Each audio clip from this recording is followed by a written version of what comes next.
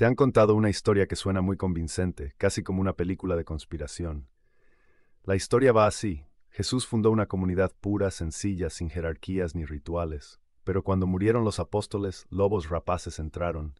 La iglesia se fue desviando poco a poco hasta que llegó el villano final, el emperador Constantino, en el año 313.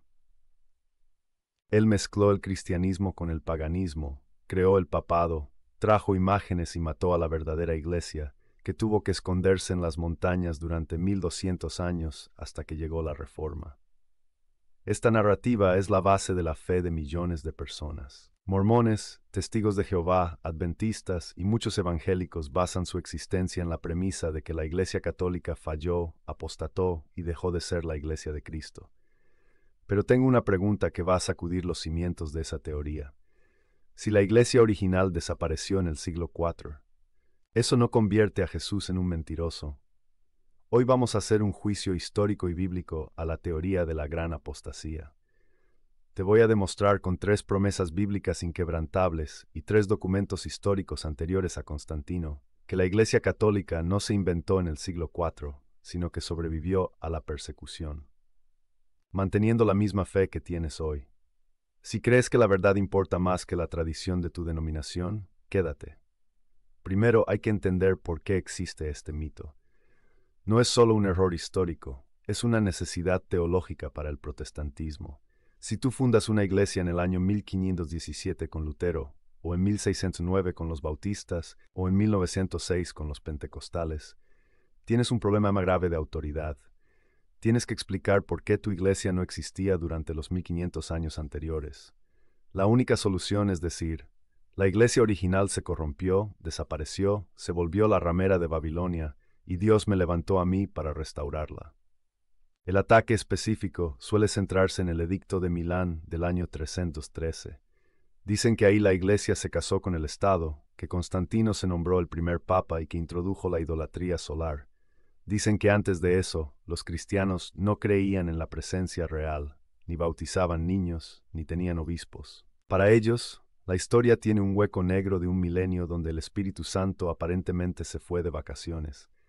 Pero vamos a ver que la Biblia prohíbe, bajo pena de herejía, creer que la iglesia pueda desaparecer o fallar totalmente. Vamos a la prueba bíblica número 1, en Mateo 16:18. Jesús dice, «Sobre esta roca edificaré mi iglesia, y las puertas del Hades no prevalecerán contra ella». Analicemos esto como ingenieros. Jesús es el arquitecto.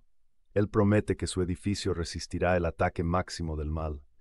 Si la teoría de la gran apostasía es cierta y la iglesia se volvió satánica y pagana en el siglo IV, entonces las puertas del Hades sí prevalecieron. El diablo habría ganado la batalla durante 1200 años, dejando al mundo sin la luz del evangelio verdadero. Si tú crees en la gran apostasía, estás diciendo, indirectamente, que Jesús falló su promesa, que el arquitecto construyó mal y que el diablo es más poderoso que Cristo. Prueba bíblica número 2. La presencia perpetua en Mateo 28:20. Y he aquí yo estoy con vosotros todos los días hasta el fin del mundo. Fíjate en la precisión matemática de Jesús. Todos los días. No dijo estaré con ustedes los primeros 300 años y luego volveré en el siglo XVI. Si hubo un solo día en el año 600 o en el año 1000, donde la iglesia no enseñó la verdad, Jesús rompió su palabra. La continuidad es esencial. Un Jesús que abandona a su esposa la iglesia por un milenio no es el Dios fiel de la Biblia. Prueba bíblica número 3 en 1 Timoteo 3:15. San Pablo llama a la iglesia columna y fundamento de la verdad. Si la iglesia apostató y enseñó el error, como dicen, adorando ídolos o pan, entonces la columna se rompió y la verdad cayó al suelo. ¿Cómo puede la Biblia llamar fundamento de la verdad a una institución destinada a corromperse totalmente? No tiene sentido. Y miremos Efesios 3:21. A Él sea la gloria en la iglesia en Cristo Jesús, por todas las edades, por los siglos de los siglos. Pablo dice que la iglesia dará gloria a Dios en todas las generaciones. Si hubo generaciones enteras, del siglo V al XV, donde la iglesia era apóstata, entonces no hubo gloria en esas edades. La teoría protestante contradice la profecía de Pablo. La Biblia exige una iglesia visible, perpetua e indefectible. Ahora, vamos a la escena del crimen. Dicen que Constantino cambió todo. Para refutar esto, solo necesitamos mirar qué creían los cristianos antes de Constantino. Si encontramos doctrinas católicas en el año 100 o 200, la teoría del invento del siglo IV se desmorona. Testigo número 1, San Ignacio de Antioquía, año 107 después de Cristo. Ignacio fue discípulo del apóstol Juan y murió mártir en el Coliseo 200 años antes de Constantino. En su carta a los esmirniotas escribe: donde aparezca el obispo, allí esté la comunidad. Así como donde está Jesucristo, allí está la Iglesia Católica. Boom, año 107 y ya se llama católica. Y no solo eso, en la misma carta defiende que la Eucaristía es la carne de nuestro Salvador. Jerarquía de obispos, nombre católico y presencia real. Todo esto siglo y medio antes de que Constantino naciera. Testigo número 2, San Justino Mártir, año 155 después de Cristo. Justino escribe al emperador pagano explicando cómo adoran los cristianos. Describe la misa perfectamente, lecturas, homilía, ofertorio y comunión, y dice explícitamente: no tomamos esto como pan común, se nos ha enseñado que es la carne y la sangre de aquel Jesús encarnado. Justino no era un pagano infiltrado, murió decapitado por no adorar ídolos romanos.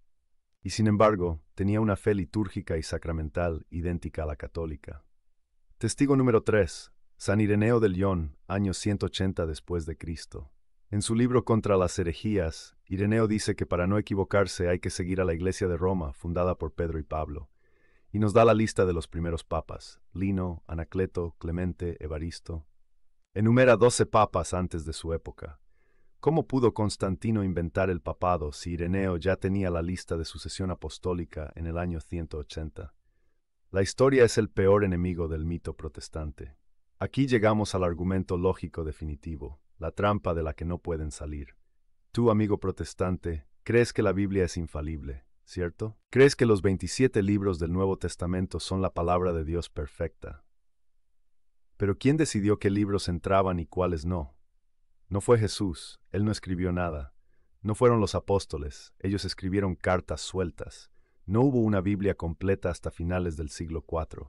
Fueron los concilios de la Iglesia Católica, Roma 382, Hipona 393, Cartago 397, presididos por el Papa Dámaso y obispos católicos, quienes definieron el canon bíblico. Ellos dijeron: el Evangelio de Mateo sí, el Evangelio de Tomás no. Aquí está la contradicción fatal. Si la Iglesia Católica ya estaba corrompida y era apóstata en el siglo IV, época de Constantino y posterior, entonces tú confías en una Biblia recopilada por una Iglesia apóstata. Si la Iglesia era capaz de discernir infaliblemente la palabra de Dios, entonces tenía el Espíritu Santo. Pero si tenía el Espíritu Santo, no podía ser una Iglesia falsa. No puedes tener una Biblia infalible fruto de una Iglesia falible. O aceptas que la Iglesia Católica del siglo IV tenía autoridad divina, o tienes que tirar tu Biblia a la basura porque no tienes garantía de que eligieron los libros correctos. Vamos a responder a las excusas que te darán. Te dirán: pero la parábola del trigo y la cizaña dice que el mal crecería junto al bien. Respuesta: exacto. Junto al bien, no reemplazando al bien. La Iglesia siempre tendrá pecadores cizaña dentro. Incluso Judas estaba entre los 12. Pero Jesús dijo que el trigo y la cizaña crecerían juntos hasta el fin. No dijo que la cizaña ahogaría al trigo por 1500 años y que el campo quedaría vacío. La presencia de corrupción moral en miembros de la Iglesia no anula la promesa doctrinal de Cristo. La Iglesia es santa por su cabeza, Cristo y sus sacramentos, aunque sus miembros sean pecadores. La apostasía se da de la fe, individuos que se van, no la institución entera que desaparece. Otra objeción: la Iglesia verdadera era invisible, el remanente oculto. Respuesta: esto es una fantasía histórica. Si la Iglesia es invisible, ¿cómo cumples el mandato de Mateo 18:17? Si no los escucha, dilo a la Iglesia. No puedes acudir a una Iglesia invisible para resolver conflictos. No puedes tener sacramentos invisibles.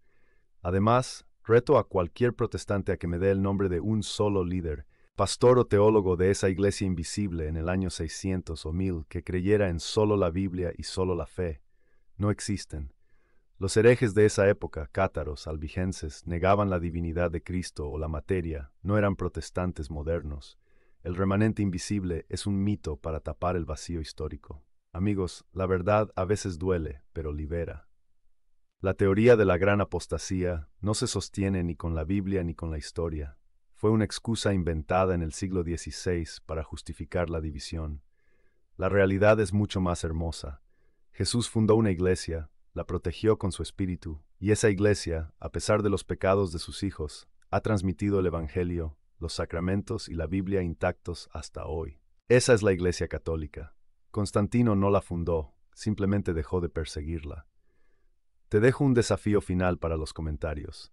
Si crees que la Iglesia Católica apostató, dame la fecha exacta y el nombre del hereje que introdujo el error, y muéstrame dónde estaba la Iglesia verdadera en ese momento. Te aseguro que no podrás, porque Jesús cumple sus promesas. Si este video te ha dado herramientas para defender tu fe, dale like, compártelo con ese amigo que siempre te ataca con Constantino y suscríbete. Y si quieres saber la verdad sobre por qué los católicos tenemos imágenes y no somos idólatras, el siguiente video es para ti. Que Dios los bendiga.